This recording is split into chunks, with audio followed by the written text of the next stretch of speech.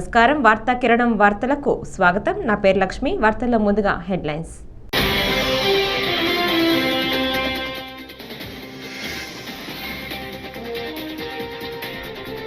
Atchutapuram pharma ప్రమాద బాధితులను ఆసుపత్రిలో చంద్రబాబు నాయుడు పరామర్శించారు.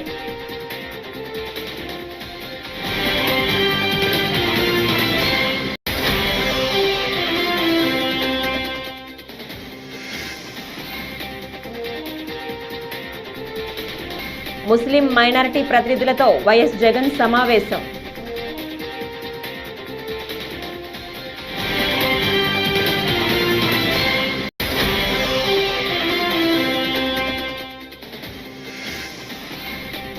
అచ్యుతాపురం SEZలోని ఫార్మాలో జరిగిన ఘటన బాధాకరమని వైసీపీ నేత బొత్స సత్యనారాయణ.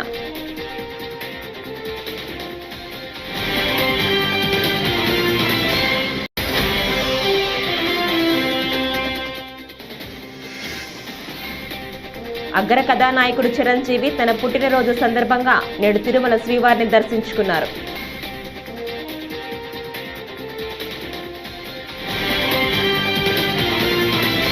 ఇక డీటెయిల్స్ చూస్తే అచ్యుతాపురం ఫార్మా ప్రమాద బాధితులను మెడికవర్ ఆసుపత్రిలో ఆంధ్రప్రదేశ్ ముఖ్యమంత్రి నారా చంద్రబాబు నాయుడు ఈరోజు పరామర్శించారు. ప్రమాద వివరాలను బాధితులను అడిగి తెలుసుకున్నారు. ధైర్యంగా ఉండాలని బాధితులకు సీఎం చంద్రబాబు భరోసా ఇచ్చారు. ప్రభుత్వం అన్ని విధాలా చూసుకుంటోందని బాధితులకు సీఎం భరోసా ఇచ్చారు. ఎంత ఖర్చైనా రక్షించుకుంటామని హామీ ఇచ్చారు.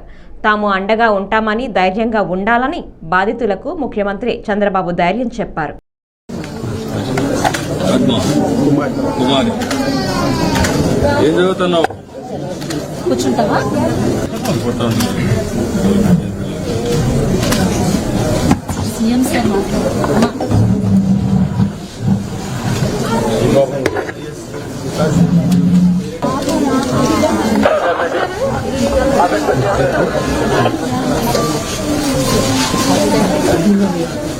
ఏంటమ్మా నీ పేరేంటి?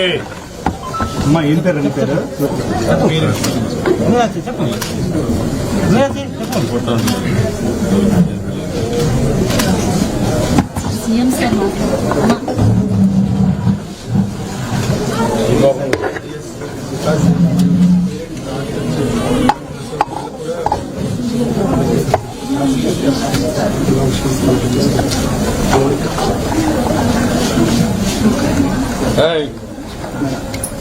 నీ పేరేంటి? నీ పేరేంటి? మౌలిక. బాగున్నావా? నీ పాపమ్మా ఏమ్మా? ఎవరు తీసుకెళ్లారు మా మిమ్మల్ని? ఎవరు తీసుకెళ్లారు? మేమే తీసుకెళ్ళాము.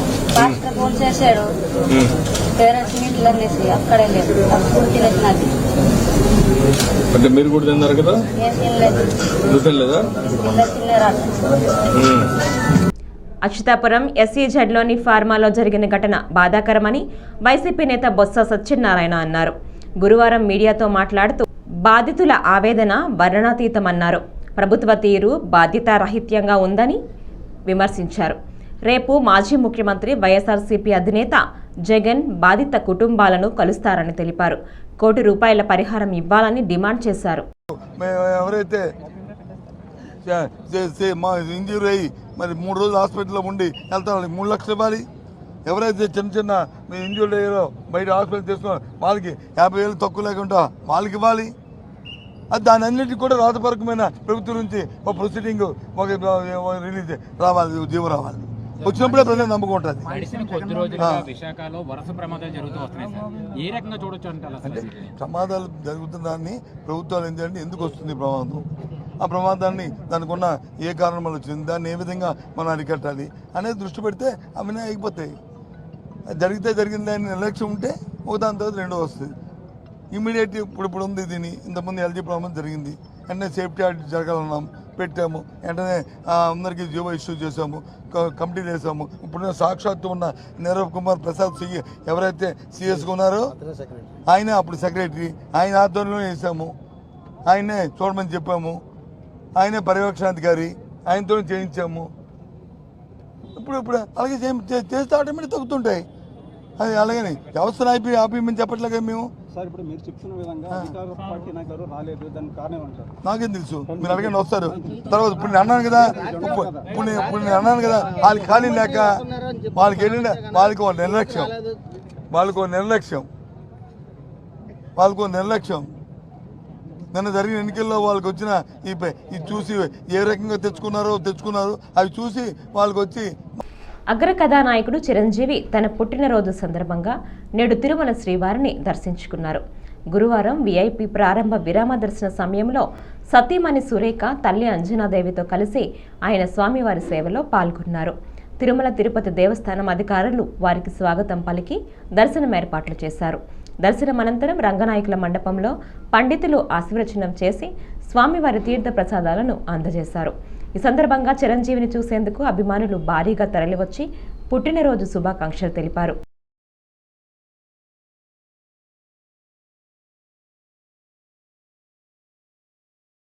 కొంచెం ముందుకమ్మా, కొంచెం ముందుకు ప్లీజ్, అట్లా ముందు ప్లీజ్, కొంచెం ముందుకెళ్ళండి.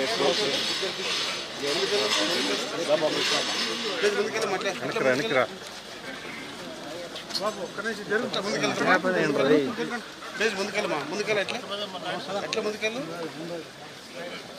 కొంచెం ముందు అట్లా సైడ్ బాగా కొంచెం ముందుకు అట్లా please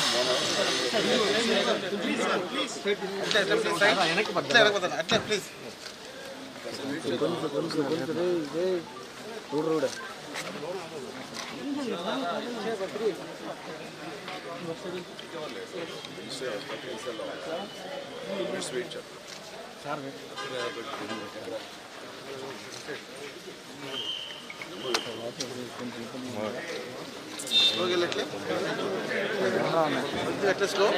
slow please,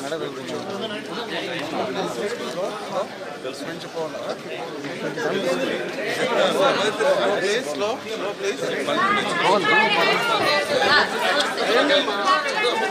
Mohan side please.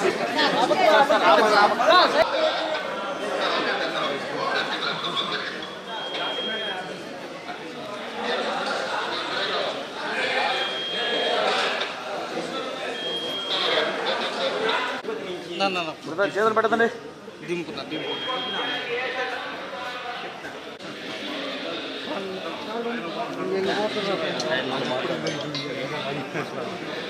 మాట్లాడేది.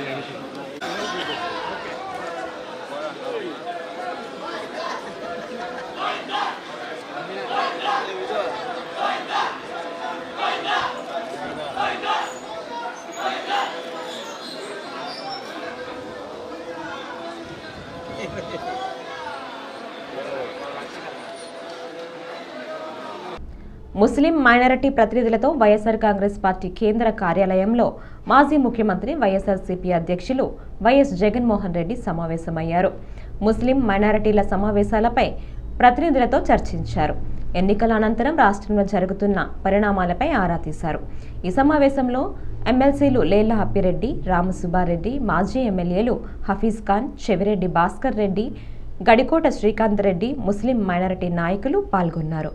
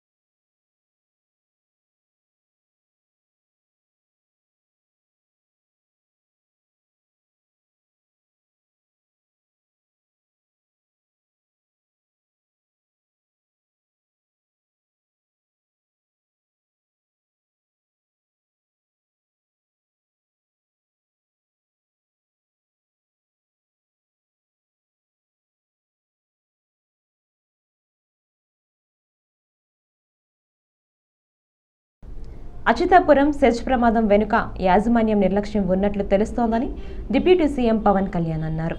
ఈ ఘటన చాలా బాధాకరమని విచారం వ్యక్తం చేశారు.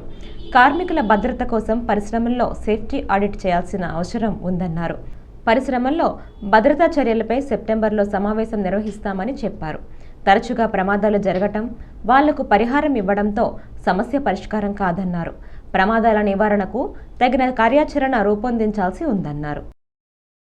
తప్ప ఈ సేఫ్టీ నామ్స్ కానీ ఇవన్నీ ఈ మనకి director of factories, labour, fire department, అలాగే కేంద్ర ప్రభుత్వ ఆధ్వర్యంలో ఉండే petrol and explosive safety organisation పర్యవేక్షిస్తాయి.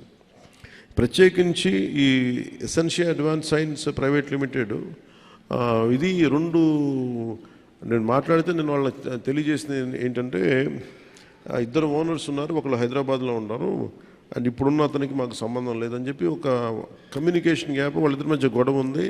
దానివల్ల ఆ సేఫ్టీ నార్మ్స్ తీసుకోవడానికి బాధ్యత లేని నాయకులు అంటే లీడర్షిప్ ఉండటం వల్ల, ఓనర్షిప్ ఉండటం వల్ల వాళ్ళందరూ ఇలాగ చేశారు. అందుకని ఈ ఫ్లోర్ నుంచి ఇంకో ఫ్లోర్కి వెళ్ళే దాంట్లో అయితే ఇంకా నాకు తెలిసి వాళ్ళు అనటం సెకండ్ ఫ్లోర్ నుంచి గ్రౌండ్ ఫ్లోర్కి వచ్చే సాల్వెంట్ ఫస్ట్ ఫ్లోర్లో కొంచెం లీక్ అయ్యి ఆ కరెంటు బోర్డ్స్ ఉంటే వాటికి అయ్యి వేపర్లాగా ఏర్పడి పేలిపోయింది. దాదాపు ప్రమాదంలోనే ఒక 7-8 మంది చనిపోయారు. చాలా దారుణంగా ఉంది, గుర్తుపట్టలేని పరిస్థితులు అని చెప్పాను. నేను ప్రాబ్లం ఏమవుతుందంటే నేను సేఫ్టీ ఆడిట్ చేయమని చాలా వచ్చిన రోజు నుంచి నేను అందరిని అడుగుతా ఉన్నాను. ఒక ఇష్యూ ఏముందంటే సేఫ్టీ ఆడిట్ అంటే ఈ ఆదోని మండలం బైచుగేరి క్రాస్ వద్ద దాడులు నిర్వహించి అక్రమంగా తరలిస్తున్న మద్యాన్ని స్వాధీనం చేసుకున్నట్లు ప్రొబేషనరీ డీఎస్పీ వి ధీరజ్ బుధవారం విలేకరులకు తెలిపారు. బ్యాగ్లో అక్రమంగా తరలివస్తున్న 688 బాక్సుల కర్ణాటక మద్యంను స్వాధీనం చేసుకుని 5గురిని అరెస్టు చేసి రిమాండ్కు తరలించామన్నారు. అక్రమంగా మద్యం అమ్మినా తరలించినా కఠిన చర్యలు తప్పవని హెచ్చరించారు. గుడ్ ఈవినింగ్ అండి.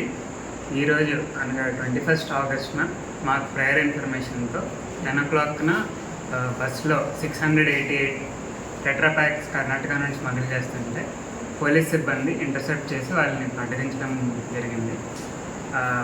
సుమారు 30,000 వర్త్ ఆఫ్ టెట్రాప్యాక్స్ ఇవి. వీటిలో అఫెండర్స్ ఏమో బోయ సరోజ, బోయ ఈరమ్మ, బోయ లక్ష్మి, బోయ హనుమంతమ్మ, బోయ మానస. వీళ్ళందరూ ఆదోని రూరల్ లిమిట్స్లోనే ఉంటారు. వీళ్ళందరూ రిపీట్ అఫెండర్స్ కూడా. ఇదే అకేషన్లో అందరికీ చెప్పేది ఏమన్నా ఆదోని రూరల్ స్టేషన్, పెద్ద తుమ్మలం స్టేషన్, డిసి పోలీస్ స్టేషన్, ఈ మూడిట్లో ఎవరైతే ఇలాంటి ఇల్లీగల్ యాక్టివిటీస్ చేస్తున్నారో అంటే స్మగ్లింగ్ కానీ, మట్కా కానీ, గ్యాంబ్లింగ్ కానీ ఏవైతే చేస్తున్నారో అందరి మీద చాలా స్ట్రిక్ట్ యాక్షన్ తీసుకుంటాము.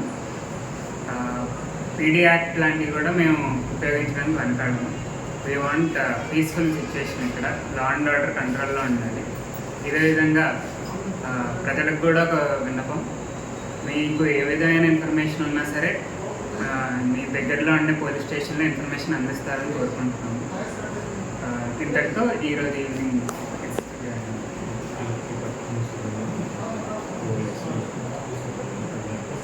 ఇది పట్టుకున్న రూరల్ ఎస్ఐ గారికి, రామాంజనేయులు గారికి, ఇంకా వాళ్ళ సిబ్బంది వీళ్ళందరికీ అభినందన తెలుపుతున్నాను. నా పేరు ట్రైనీ డిఎస్పీ ధీరజ్ అండి. ఇక్కడ ప్రస్తుతం ట్రైనింగ్ ఉన్నాను. అలాగే సిఐ గారికి కూడా అభినందించాను. సిఐ గారు Srinagar. Thank you. Achyutapuram SEZ ప్రమాద ఘటనను వైకాపా రాజకీయం చేయటం శోచనీయమని ఎమ్మెల్యే గంటా శ్రీనివాసరావు మండిపడ్డారు.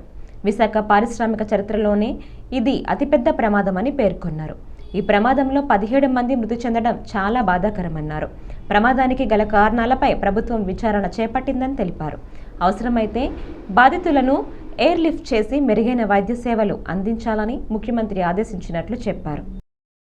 విశాఖపట్నం అచ్యుతాపురం సెజ్లో ఉన్న ఫార్మా కంపెనీలో రియాక్టర్ బ్లాస్ట్ అయ్యి ప్రమాదం జరగటం, 17 మంది ప్రాణాలు కోల్పోవటం, అలాగే దాదాపు 47 మంది పైగా ఎవరైతే క్షతగాత్రులు ఉన్నారో గాయాలతోటి హాస్పిటల్లో వైద్యం పొందుతున్నారు.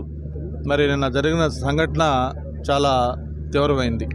నాకు తెలిసి బహుశా విశాఖపట్నం పారిశ్రామిక చరిత్రలో ఇది అతి పెద్ద యాక్సిడెంట్గా చెప్పుకోవాల్సిన అవసరం ఉంది. గతంలో ఎల్జీ పాలిమర్స్ కానీ లేదా హెచ్పిసిఎల్లో కానీ లేదా చిన్న చిన్న ఇన్సిడెంట్లు జరిగినప్పుడు ప్రాణ నష్టం తక్కువలో ఉండేది. ఇంత పెద్ద మొత్తంలో ప్రాణాలు కోల్పోవటం ఇది ఎవరు కూడా మర్చిపోలేని సంఘటన. మరి దీనికి సంబంధించి ప్రమాదానికి కారణాలు ఏంటి, దాంట్లో నిర్లక్ష్యం ఉందా లేకపోతే నిజంగా వేరే కారణాలు ఏమైనా ఉన్నాయా, ఇవన్నీ కూడా విచారణలో తేలుతాయి. ఈ సంఘటన జరిగిన వెంటనే గౌరవ ముఖ్యమంత్రి గారు తక్షణమే స్పందించి జిల్లా యంత్రాంగాన్ని అలాగే స్థానిక నాయకులు అందరూ కూడా ఒక డైరెక్షన్ ఇచ్చి దాన్ని ఎలా చేయాలి కూడా మొత్తం చెప్పడంతో కాకుండా ఆయన స్వయంగా ఈరోజు ఇప్పుడు ఇక్కడికి వస్తూ ఉన్నారు. మనం ఫస్ట్ నుంచి కూడా చెప్తా ఉన్నాం, విశాఖపట్నం అనేది ఒక పక్క ఇండస్ట్రియల్ సిటీగా గ్రో అవుతూ ఉంది. కానీ ఇది ఎప్పుడు ఒక బాంబు పైన మనం కూర్చున్నప్పుడు ఎటువంటి ఒక అభద్రతాభావం ఉంటుందో అటువంటి అభద్రతాభావం విశాఖపట్నం నగరవాసులకు ఎప్పుడు ఉంటూ ఉంటుంది. అంటే ఎప్పుడు ఏం జరుగుతుంది అనే తెలియని ఒక ఇన్సెక్యూరిటీ ఇక్కడ ప్రజల్లో ఇటువంటి ఇన్సిడెంట్ జరిగినప్పుడు అనిపిస్తూ ఉంటాయి. అందుకే ఫస్ట్ నుంచి కూడా ఈ ఇండస్ట్రీకి సంబంధించిన ఒక సేఫ్టీ ఆడిట్ దీన్ని ఖచ్చితంగా జరపాలనేది అప్పుడు మనం డిమాండ్ ఉంది. గతంలో కూడా చంద్రబాబు నాయుడు ముఖ్యమంత్రిగా ఉండగా ఈ ఇండస్ట్రీస్ ప్రమోట్ చేసేటప్పుడు వాళ్ళు వచ్చేటప్పుడు మీరు ఖర్చుల దగ్గర లేకపోతే ఇన్వెస్ట్మెంట్ ఎక్కువ వద్దనో ఎక్కడ కూడా కాంప్రమైజ్ కాకుండా సేఫ్టీ విషయంలో అన్ని ప్రికాషన్స్ కూడా తీసుకోమని స్పెసిఫిక్గా చెప్పారు. మరి ఇది కారణాలు. ఎన్టీఆర్ జిల్లా విజయవాడ కుమ్మరపాలెం సెంటర్ నందు గురువారం మెగాస్టార్ చిరంజీవి జన్మదిన వేడుకలు ఘనంగా నిర్వహించారు. చిరంజీవి యువత నగరంలో కుమ్మరిపాలెం చిట్టినగర్ సెంటర్స్లో చిరంజీవి బర్త్డే వేడుకలు ఘనంగా జరిగాయి. ఈ కార్యక్రమానికి విజయవాడ ఎంపీ కేశినేని శివనాథ్ పాల్గొన్నారు. ఈ సందర్భంగా ఆయన మాట్లాడుతూ చిరంజీవి సినిమా రంగానికి కాకుండా రాజకీయంలో కూడా మంచి గుర్తింపు ఉందని అన్నారు.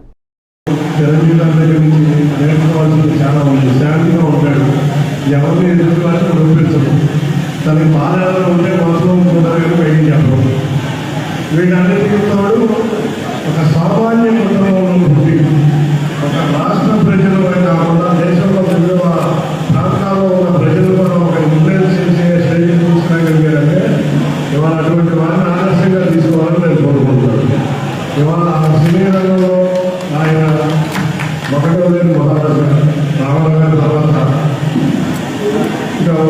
కృష్ణ గారు చిరంజీవి గారు ఒకటో లేని మహారాజుగా వెలిగిన ఆయన కొన్ని పరిస్థితుల్లో సమాజానికి సేవ చేయాలని ఆఖరికి అది కూడా సినీ రంగాన్ని కూడా వదులుకొని వచ్చారు. కానీ ఆయన ఆదర్శాలని ముందుకు తీసుకెళ్లడంలో బాగా కృషి చేశారు. రాష్ట్ర విభజన తర్వాత కొన్ని ఇబ్బందుల వల్ల వారి రాజకీయాలు తప్పకుండా ఆయన్ని ఆదర్శంగా తీసుకుని మళ్ళీ పవన్ కళ్యాణ్ గారు రావడం, అది కూడా ఆయన కూడా ఒకటే చెప్పారు 2014లో వచ్చినప్పుడు, నేనేదో ఇవాళ రేపు పాలిటిక్స్ చేస్తాను కాదు, లాంగ్ టర్మ్ పాలిటిక్స్ చేయాలి. రాష్ట్రం 2029 నాటికి ఆంధ్రప్రదేశ్ రాష్ట్రంలో ఇల్లు లేని పేదవాళ్లు ఉండకూడదనే ప్రధాన లక్ష్యంతో అర్హులైన పేదవారందరికీ పక్కా గృహాలు ఉండాలని మంత్రి కొలుసు పార్థసారథి వెల్లడించారు. ఇదే విషయంపై ముఖ్యమంత్రి నారా చంద్రబాబు నాయుడు దిశానిర్దేశం చేశారన్నారు. ఇబ్రహీంపట్నం గాజులపేట లేఅవుట్ను నిర్మించిన పక్కా గృహాలను మంత్రి కొలుసు పార్థసారథితో కలిసి స్థానిక ఎమ్మెల్యే వసంత వెంకట కృష్ణప్రసాద్ గురువారం పరిశీలించారు. 2016 నుంచి PMAY 1O first scheme start అయ్యింది. స్టార్ట్ అయినాక దాంట్లో దాదాపు 21 లక్షల మందికి శాంక్షన్ అయింది ఇల్లులు. దాంట్లో ఒక 6,80,000 గత ప్రభుత్వంలో నిర్మించారు. అంతకుముందు చంద్రబాబు నాయుడు గారు సమయంలో దాదాపు 3-4 లక్షల దాకా ఇల్లు నిర్మించారు. ఇప్పుడు మిగిలిన 8,25,000 నిర్మాణం చేస్తాము. వీళ్ళందరూ కూడా మార్చి 2025కి పూర్తి చేసుకోకపోతే, అంటే వాళ్ళకు కేటాయించిన 1,80,000కి సంబంధించిన నిర్మాణాన్ని పూర్తి చేసి, అంటే లోపల పెయింటింగు లేదా ఫ్లోరింగు కరెంట్ ఏదైనా ఉండొచ్చు, కానీ 1,80,000 తీసుకుంటానికి ఏదైతే స్టేజ్ వైజ్ పేమెంట్ ఫిక్స్ చేసామో తీసుకోకపోతే ఆ నిధులు కోల్పోతారు. అంతేకాకుండా భవిష్యత్తులో ఇంకెప్పుడు కూడా గతంలో శాంక్షన్ కాబడిన లబ్ధిదారులకి కొత్తగా ఇల్లు శాంక్షన్ కాబడవు.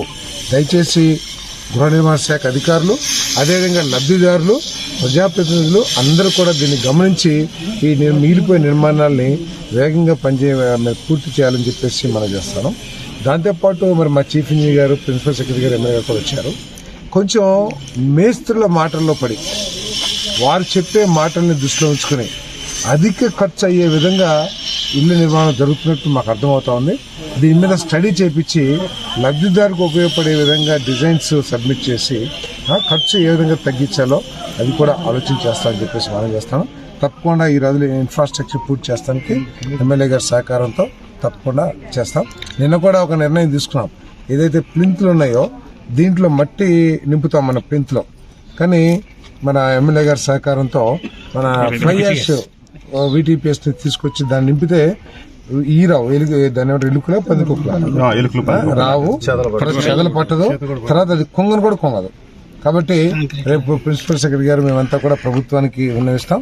వీరి ఎమ్మెల్యే గారి సహకారంతో, ఎంపీ గారి సహకారంతో ఆ ఫ్లైయాష్ తీసుకొచ్చి ఈ ఫిల్లింగ్స్ కూడా చేసి చేస్తాం. నన్ను కలవడం జరిగింది.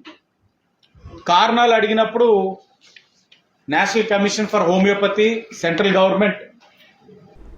ఈ వార్తలు ఇంతటితో సమాప్తం. నమస్కారం.